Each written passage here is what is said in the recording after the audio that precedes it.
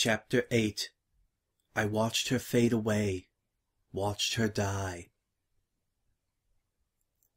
Vinyl all but staggered into room 219, as if she had come from a fight. It felt like it, too. She flopped into her chair and spent a moment staring at the ceiling. "Well, Tavi," she said, "it's done." It was indeed done, and it had been just as fraught and invasive as she had feared.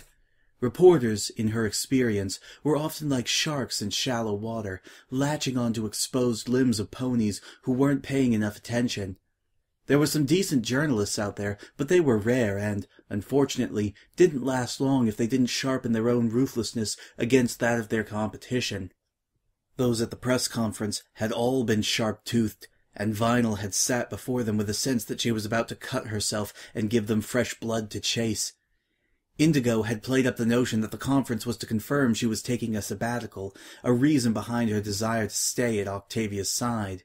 Needless to say, each and every one of the reporters there had read Quillpoint's article, and Vinyl had been spoiled for choice over which waving hoof to pick to ask the million-bit question: were you and Octavia Philharmonica lovers? She hated the sense that her relationship with Octavia was being made into a sideshow attraction. Even worse was the grubby feeling that clung to her afterwards. Vinyl wished she could have asked permission to air their dirty laundry in public, but the certainty that this was something she had to do remained constant inside her. Her love for Octavia was nothing to be ashamed of. She kept telling herself that. When even that didn't stop her trembling knees on the carriage ride to the press conference, she imagined it in Sapphire's voice.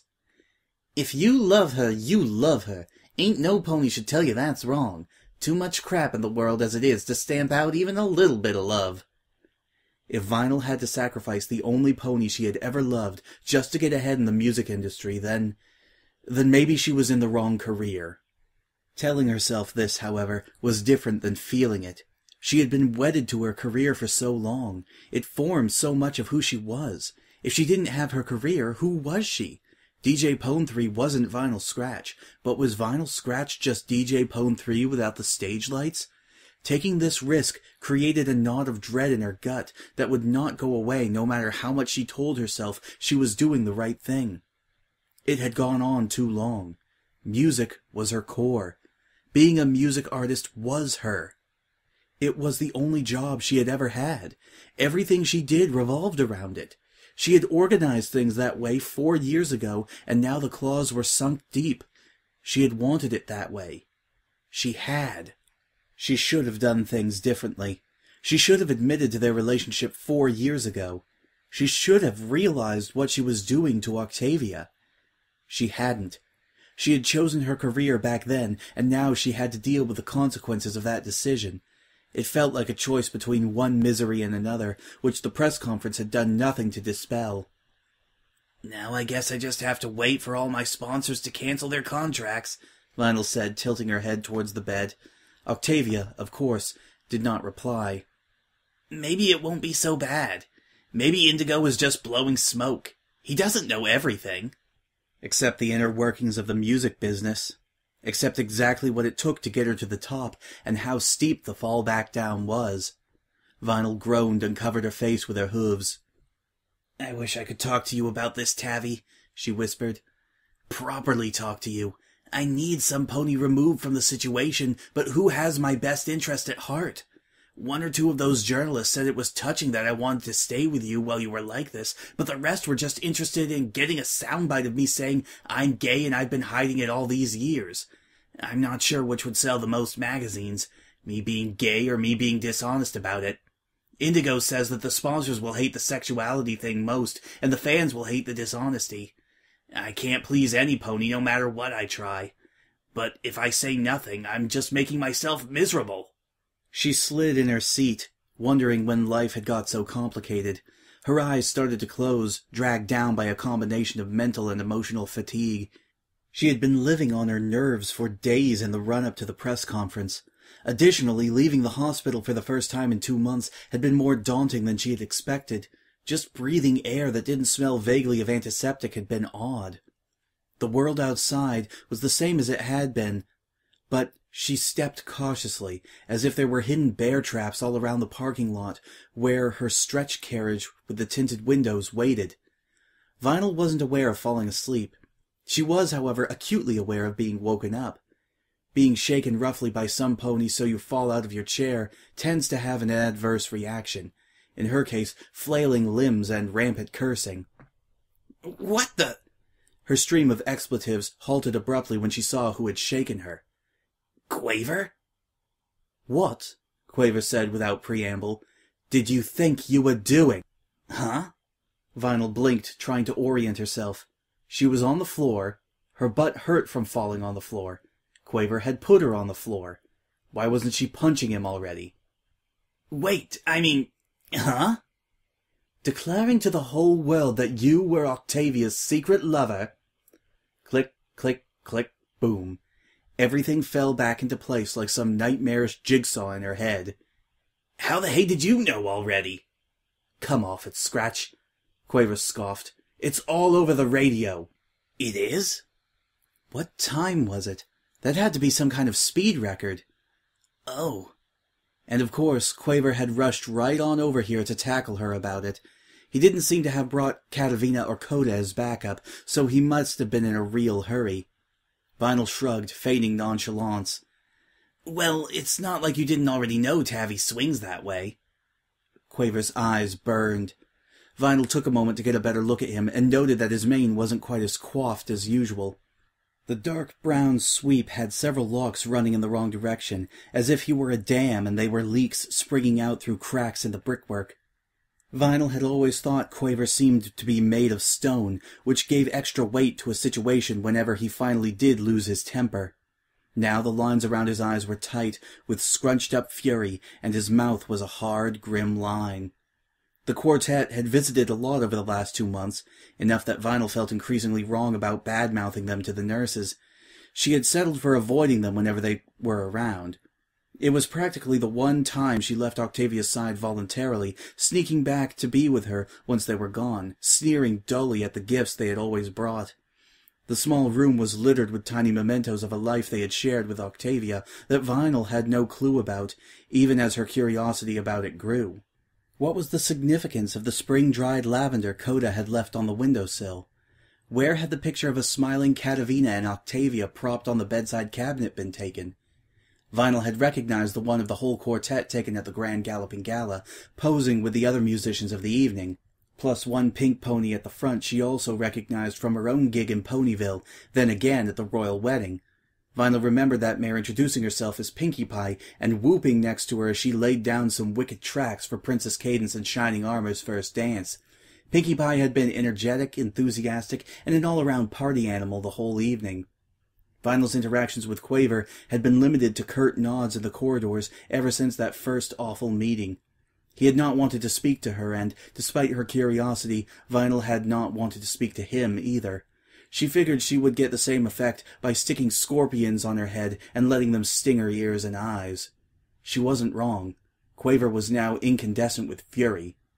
"That," he said, snapping off each word like an icicle he wanted to stab her with, "is not the point. You announced to the world that you are her lover, not were. You have aired your private life to all and sundry, and you did so without her consent, fabricating a relationship that no longer exists just to satisfy your own monstrous ego in this charade of a fairy tale fantasy you insist on perpetuating. How could you do that to her?" The impulse to respond with an insult was instinctive. The urge to knock him flat was even stronger.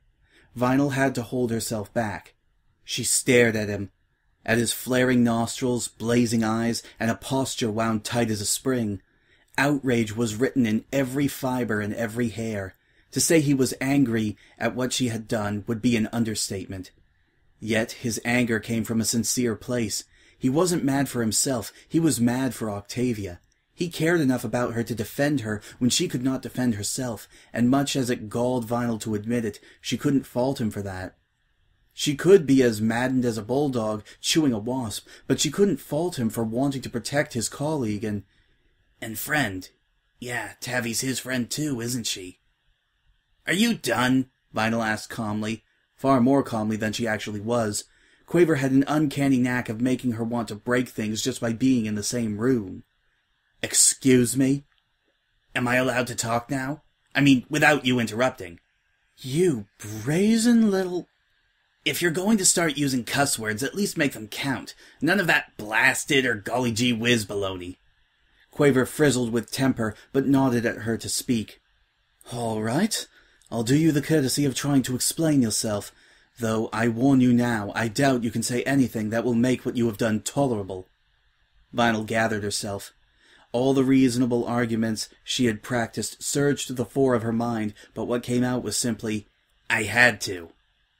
You did not have to, Quaver thundered. She held up a hoof. My turn, remember? Now, I don't know why ponies are saying I'm Tavi's current lover.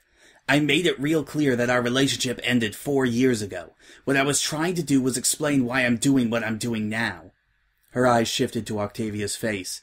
And why I'm going to do what I'm going to do next. What? Quaver's voice became wary. She isn't getting any better, Quaver. I've talked it over with Dr. Thorntree, her neurosurgeon, and some of the other staff here. There's a limit on how long the hospital will consider her viable. That was the correct word, right? She remembered it from somewhere in all the medical jargon, but wasn't sure if she had plucked it from the correct place, or was even using it correctly now. Viable? Quaver echoed. What does that mean? It means that after a certain number of months, the hospital recommends the coma patients be moved to a long-term care facility. Some hospitals offer this on site, but Manhattan General isn't one of them. Long-term? You mean a nursing home? Quaver put two and two together. How many months does Octavia have before this happens? It depends on the individual patients and how they react to metamagic and scientific medicine. For Tavi, not many more. She's stable apart from the coma. Her organs are healthy and she has the potential to live a long life with the right care, but she doesn't have any life-threatening injuries anymore. Her head wound responded really well to all the treatments they've done. She'll have scarring, but when her mane grows back properly, it'll cover that. Vinyl sighed. But they can't induce her to consciousness with either drugs or magic. She's like Sleeping Beauty. She gave a bitter laugh. So maybe what you said about that fairy tale fantasy wasn't so far-fetched, just without the happily ever after part. A nursing home, Quaver said again, his voice strange, as if he was choking on a piece of food that had gone down the wrong tube. Vinyl glanced at him and saw the shock in his face. It had replaced some of the fury. She understood what he was thinking and feeling at the moment. She had thought and felt it herself when Dr. Thorntree introduced her to Dr. Crabtree, and the two of them gently told her why Tavi couldn't stay at Manhattan General indefinitely. When Vinyl thought of hospitals, she thought of places where ponies went to get better. Patients only emerged when they were fully recovered, or on their way to their own funeral. Good health or death, those were the two reasons you left. Since Tavi was not at risk of dying from her wounds anymore, that only left the other reason. She would leave when she was healed. That was clearly the assumption Quaver had made, too, even if only subconsciously. He had assumed that while she was still in a coma, she would remain here, but Vinyl had done her research and knew different. There is a second option, she said. That's the one I'm going for. You? Quaver snorted, wrenching himself out of his daze. You don't get to make decisions like this on her behalf. Apparently I do. One final breath for good measure. Or maybe it was good luck. He was between her and the door, after all, and he had proven before that he wasn't above getting physical when some pony pushed him far enough. Then again, 4 years of grueling training to look good in media appearances had left her more toned than the last time they had tussled. She reckoned she could take him. Octavia told you how her aunt died, right? What? Quaver blinked. Of course. Cancer. Lymphoma, to be precise. Her family had a history of it. Her aunt was the age Octavia is now when she died. Her own mother, Tavi's grandmother, died of it too when she wasn't much older. Tavi has known she's at risk of contracting it ever since I met her. Well, I guess it was kind of hard to ignore after she'd just lost her aunt to it. Tavi? Tavi, what's wrong? Don't call me that. I woke up and you weren't there. Hey, are you crying? No. You friggin' are. You and that stupid word. Sorry, but Tabby, what's wrong? Nothing. I just fancied a cup of tea. At 3 o'clock in the morning? I'm surprised you didn't wake every pony in the whole dorm. It's always time for tea. Here, give me that. You're in no fit state to deal with hot water. I'll pour it into the teapot. You sit down at the table.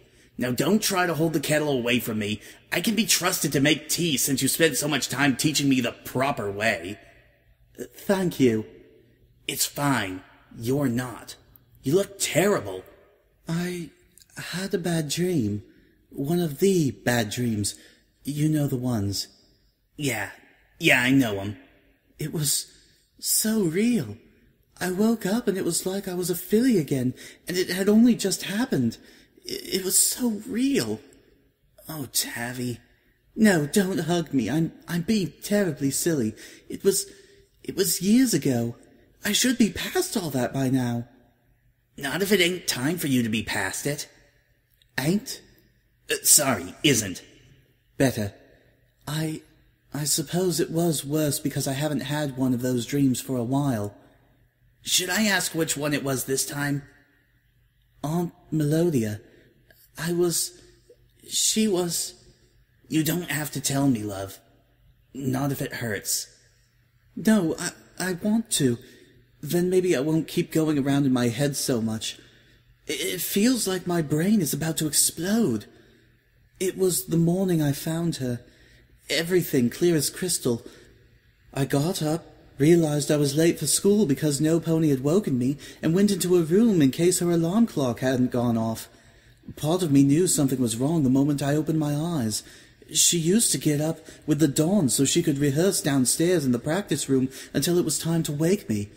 That was before the cancer made her so ill, of course. Some days she was so weak she went back to bed the moment she was alone, but she always woke me and took me to school, even on bad days. I think she was frightened that if I was out on the street alone, I'd be in an accident like Mum and Dad. Every day she'd walk me right up to the school gate, kiss me goodbye and say, "Well-bred fillies live by the precept, grace under pressure, Octavia." Then she would lean in close and whisper, "But if that doesn't work, kick them in the shins while no pony's looking." She sounds like a heck of a mare. She was. She really was. The morning I found her, I was devastated. I called the emergency services, but I knew she was gone. But in the dream, when I got to her bed and tried to wake her like I did then, Tavi, it wasn't her. It was me as I am now. Me, asleep forever like she was. Tavi, come here. Now don't push me away. It's okay, love. It was just a dream.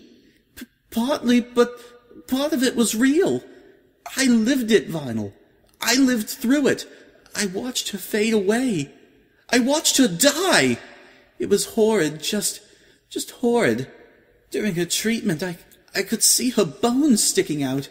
She was like a skeleton covered in fur, and not much fur after it started falling out. Hey, shh. I'm here.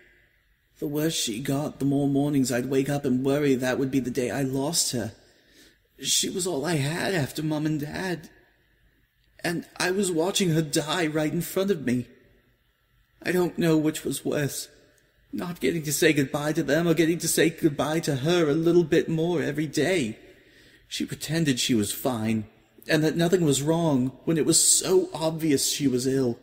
She wanted to carry on like usual, and I couldn't deny her that, even when it felt like my heart was breaking. Even I just wanted to cry about how unfair it was. She used to wear these floaty scarf things wrapped around her head so it wasn't so obvious that her mane was gone. She had floaty dresses, too, to cover what was left of her tail. We went on shopping trips to these little boutiques in the boho district to buy them, and she'd let me choose because my fur is the same color. I mean, was the same color. I'm sorry, Tavi. No pony should have to go through that. Exactly! Vinyl, you know my family history. You know I'm at risk of getting it too. I can't make you go through what I went through. I can't... Hey now, don't talk dumb. It's not dumb, It's dumb. D-U-M, dumb. That's not how you spell it. Whatever. Yeah, your family history for this sort of thing sucks worse than an industrial vacuum, but right now, you're healthy, and you get regular checks to make sure you stay that way. You're doing everything you're supposed to, and then some. But I might not always be healthy. Shh! You're gonna wake every pony. Aunt Melodia thought she would be healthy forever, and she was wrong. She planned to get old and retire from the orchestra and teach students, and... Vinyl, if I get sick, you can't stay with me. Say what? You can't. You simply can't. I won't allow it. I won't let you live through what I lived through. You can't stay with me. It's too big a risk. If I get cancer like Aunt Melodia, you ought to walk away and not look back. Do you understand me? Welcome to Crazy Town, population. You. Vinyl, I'm being serious. So am I. You are talking like a crazy pony. Maybe I should start padding your room. Vinyl, stop being facetious. I would if I knew what it meant. Tavi, you're talking like you've already been diagnosed with a terminal illness. You're fine. Mad as a diamond dog licking piss off a nettle, but I'm gonna chalk that one up to sleep deprivation and the after effects of a bad dream. But, Vinyl... No buts. Serious face moment. See my serious face? Serious face means you shut up and listen. No, no, no. You shushy, me talky. Tavi, no pony knows what the future holds. Yeah, your genes gave you fantastic musical ability, but are sucktastic in other ways. You could say the same for my genes. You know all about my mom. And no, this isn't a my family angst versus your family angst thing. This is just me making a point. If all we do is worry about turning out like the adults in our lives, I could worry about becoming an addict and screwing up my life the same way she did. That's silly. You don't even drink alcohol, let alone anything else. But I could. If I worried about my hypothetical future based on her past, I could hypothetically drive myself insane and send you away now in case I hypothetically ever get hooked and you hypothetically find me like I found her. Do you know how ridiculous that sounds? I even use the word hypothetical so you can tell I'm being serious. Hypothetical illness or not, Tavi, you don't get to tell me what I can and can't do.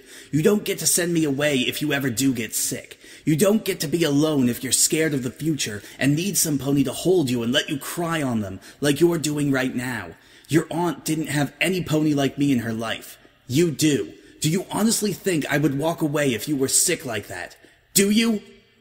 But you're truly still gonna argue with me on this. For a pony with so many smarts in her brain, you can be really dumb sometimes. I'm in this for the long haul, you moron. Come here. You can't get rid of me that easily, Tavi. I'm like a boomerang with a beat. Hey, speaking of beats, why don't you come to the club with me tomorrow night? That DJ I told you about is playing. The one who let me try his turntables the night I got my cutie mark. We can make a night of it. Serious face gives way to vampiric puppy dog eyes. You know you can't resist the vampiric puppy dog eyes. Vinyl, you're an idiot sometimes. But you love me anyway, and this idiot ain't going nowhere. Ain't? Sorry, isn't. Better. Vinyl shook her head against the flood of memory. She centered herself. Press conference. Quaver. Dr. Crabtree, the long-term care specialist. Yes.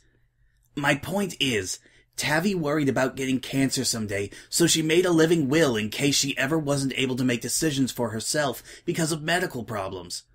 Vinyl watched the steady rise and fall of Octavia's chest. She never meant anything like this, but the will serves the same function. She granted me the power of attorney. Pause. Quaver was waiting. Deep breath. Lightheadedness. Was that a good sign or a bad one? She never changed it after we broke up. No!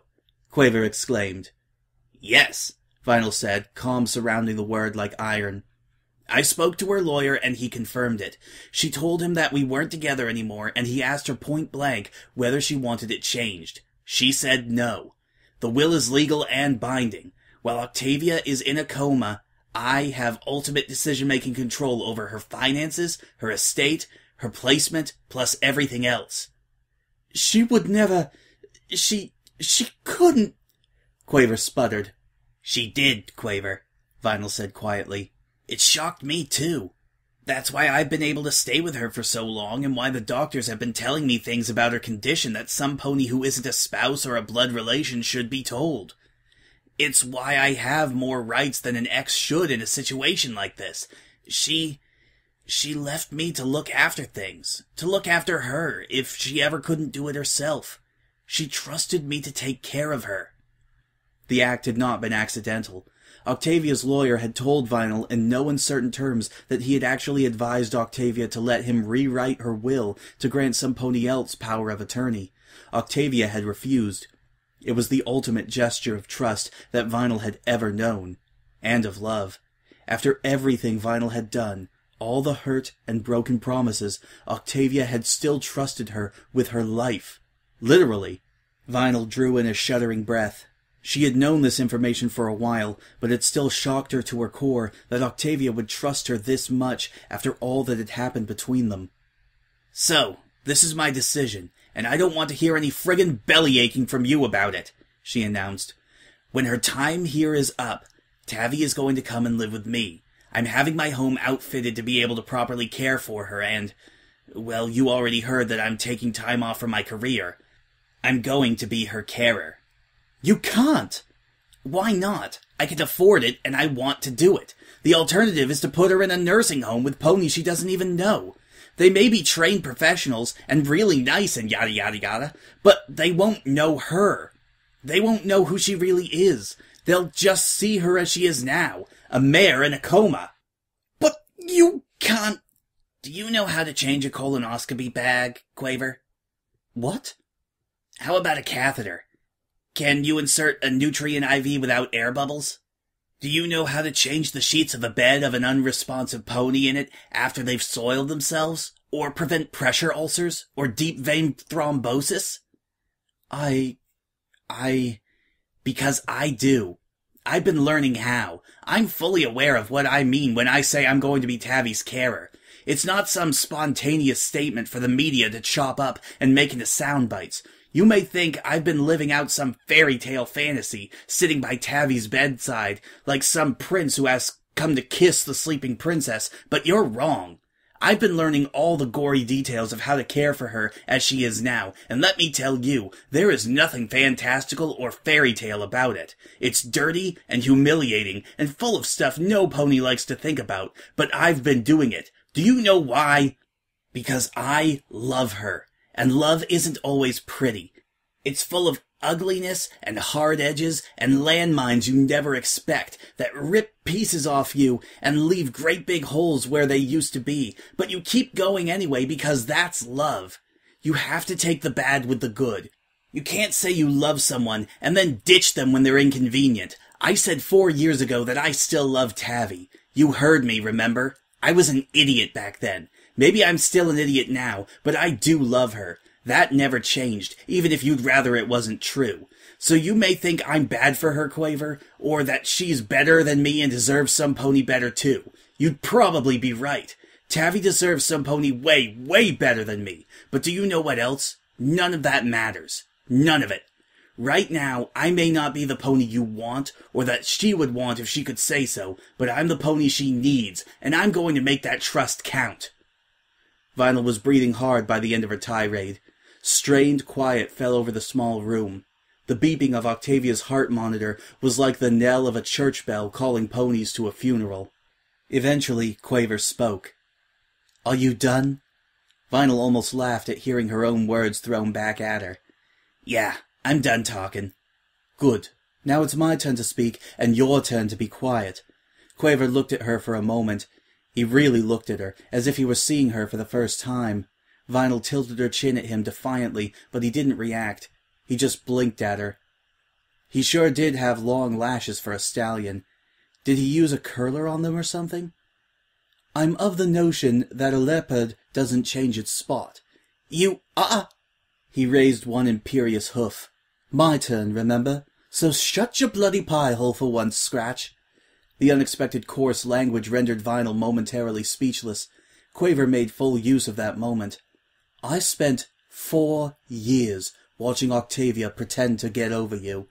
I was there for her when you weren't, both before and after your relationship died a well-deserved death. No matter how many times you profess your love for her now, I saw what being with you did to her. She was such a vibrant, positive mare when we first met, like a breath of fresh air in our dusty old theatre.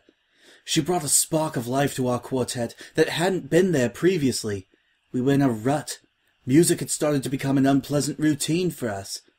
Nothing more than a job we went to each day, devoid of enjoyment. That was what made our previous cellist leave and open the spot that Octavia took. I am not a young pony, Scratch, but being around her made me feel young again. She had such life, such energy, and she felt music, the way we had before we forgot. I dare say the quartet would have folded long ago had she not arrived on our doorstep. We were not a successful group when she joined us. We were living on past glories, and it was beginning to show. Ponies had ceased to attend our concerts, and we were getting fewer and fewer invitations to play at functions.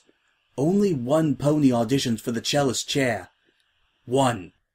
Octavia brought the magic back for us. It was impossible to be around her and not fall back in love with music, just so we could share in her passion for it. Her passion infected each of us, myself, Katavina, and Coda, and pushed us to make something of ourselves again. It is not overstatement to say that she saved the Quaver Quartet, and we all grew very fond of her.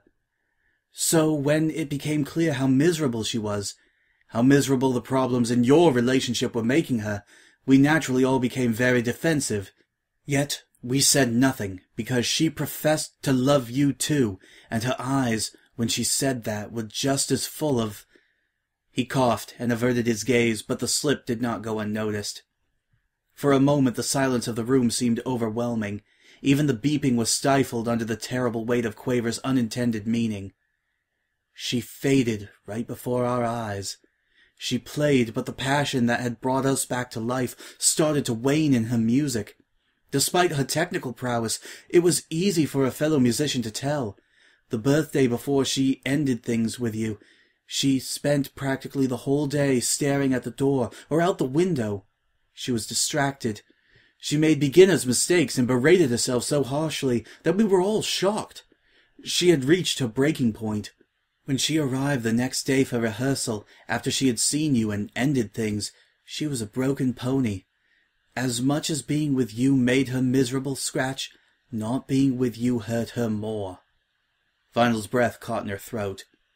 Your uncouth display in our theatre did little to lessen my misgivings about how healthy it was for her to be around you. I was convinced that you were bad for her. I am not unconvinced of that now. Her throat started to burn. And yet, if you are indeed telling the truth about your intentions, then you have proved me wrong, in at least some small way. The words came like he was prying them off of his tongue with a spatula, thick with gluey chagrin. He kept his eyes averted so Vinyl could not read them properly, but his shoulders were high, and tension rode roughshod throughout his entire body. Let's be clear of one thing. I do not approve of you claiming to be something you are not. You are her ex-lover, whatever you may have read into her recent contact with you. A few phone calls do not make a reconciliation. No, but it was a start. Vinyl held her tongue. If things were different, I would be counseling Octavia to think very, very, very deeply about what she is doing. Was doing. The correction made him hesitant. He shook his head as if to dispel an unpleasant thought and waved a hoof at the bed. Had the situation not occurred, my estimation of you would still be exactly nil. While Octavia locked away her heart and her misery and refused to even talk about what had happened, you got over her remarkably quickly. While she was alone except for us, you had seemingly every pony in Equestria vying for your attention. You had replaced her with everything she was not, and that hurt her more than she ever let on. We all watched your rise to fame, vulgar as it was. You were living the high life, while her playing remained passionless for a long, long time. Quaver paused. She did not forget you. She saw a few ponies socially, at our insistence, but nothing worked out. Eventually, she started to come out of her shell again, but it was as if something was still missing for her, even after she regained her passion for playing her cello.